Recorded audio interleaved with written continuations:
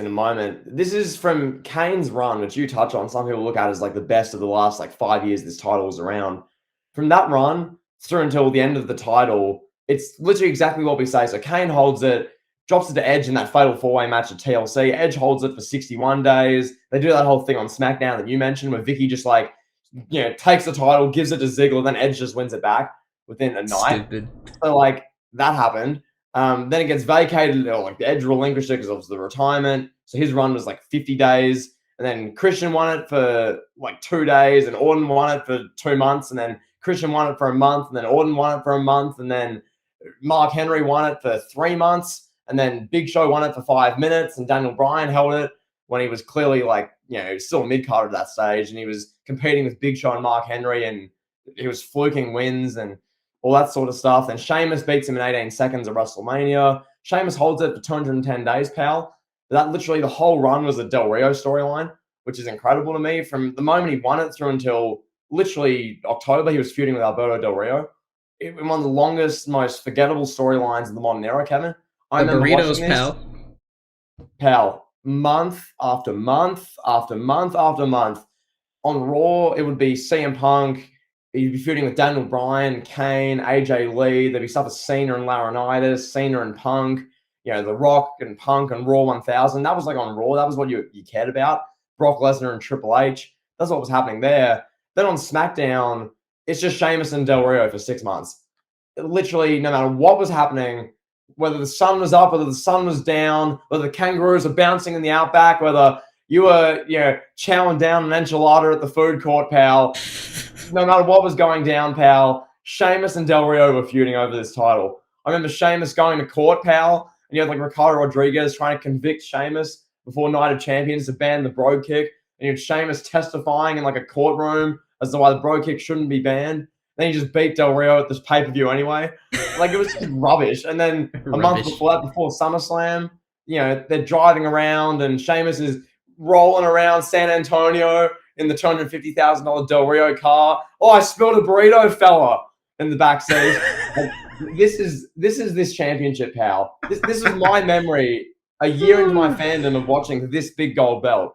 It was Sheamus spilling a burrito on the back seat in San Antonio. It was him rocking back up to the arena an hour later with smoke coming out of the hood with the car destroyed. Del Rio would arrive 10 minutes later, shouting. He'd be grabbing Ricardo Rodriguez. Oh my God, he destroyed my car. See. I need to lock in the cross arm breaker, pal. It was crap. It was garbage, Kevin. And then we get to the end of Sheamus's run. Big Show wins it in one of the worst storylines, Kevin. Do you remember the Sheamus and Big Show storyline? Yes. We just had 6 months of Sheamus and Del Rio. Then we get Sheamus and Big Show, which is even worse. Big Show just beats him, and then they do like 3 other matches. Big Show pulls out like the biggest chair you've ever seen, clobbers Sheamus in the back at TLC, and just like wins a match. And you had a DQ match at Survivor Series, Kevin. This is the most forgettable stuff. Then you move to 2013. Del Rio just wins it because he tapes Big Show's legs together to the ropes and wins the last man standing match on a SmackDown. That happened, Kevin. And then the moment everyone remembers, Raw after Mania, Kevin, Dolph Ziggler runs out. Keep in mind, the night before, the big world heavyweight title match, Kevin, the championship that Triple H held, that Batista held, Edge and The Undertaker feud over, Jericho held, Kane held in 2010. This legendary championship, not really, this hotshot title. The WrestleMania 29 match is Del Rio feuding with Jack Swagger because Zeb Coulter doesn't like that Del Rio got an American passport. That was this match. Zeb Coulter had immigration issues with Alberto Del Rio, and Ricardo Rodriguez was slapping his bucket saying, "See, pal." That's this championship. Then you get to the night after. Everyone's mad, Kevin. Cena won at WrestleMania. Boo, we hate WWE. Vince McMahon's evil. We hate wrestling. Then you hear, "I'm here to show the world. I'm here to show the world." Ziggler runs down. The Euro smarks erupt. Ziggler, he nearly loses because that's what he does. Even though Del Rio barely could walk at that stage, he was crippled. Ziggler wins the title, Kevin. This epic moment, this legendary title moment. You think Kevin Ziggler's going to hold the belt for months, a legendary reign. No, Del Rio just wins it back at Payback because of a concussion storyline with Dolph Ziggler. Del Rio just won it, and Ziggler was like concussed, and he was like on the ground, and they're doing stuff with Swagger still. So Kevin, Del Rio holds the belt for another like 5 months. He feuds with Christian, and then Cena just wins it.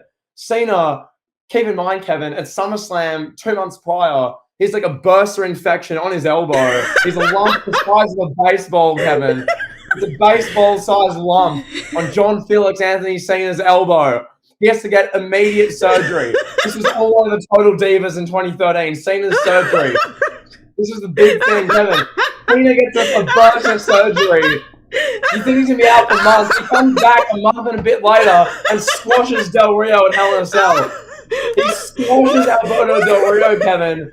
And then he holds the belt for like a month, beats Del Rio at Survivor Series, and then the biggest match ever, Kevin. Kevin, forget Hogan Andre. Forget Austin Rock. Forget MJF and Daniel Bryan at Revolution.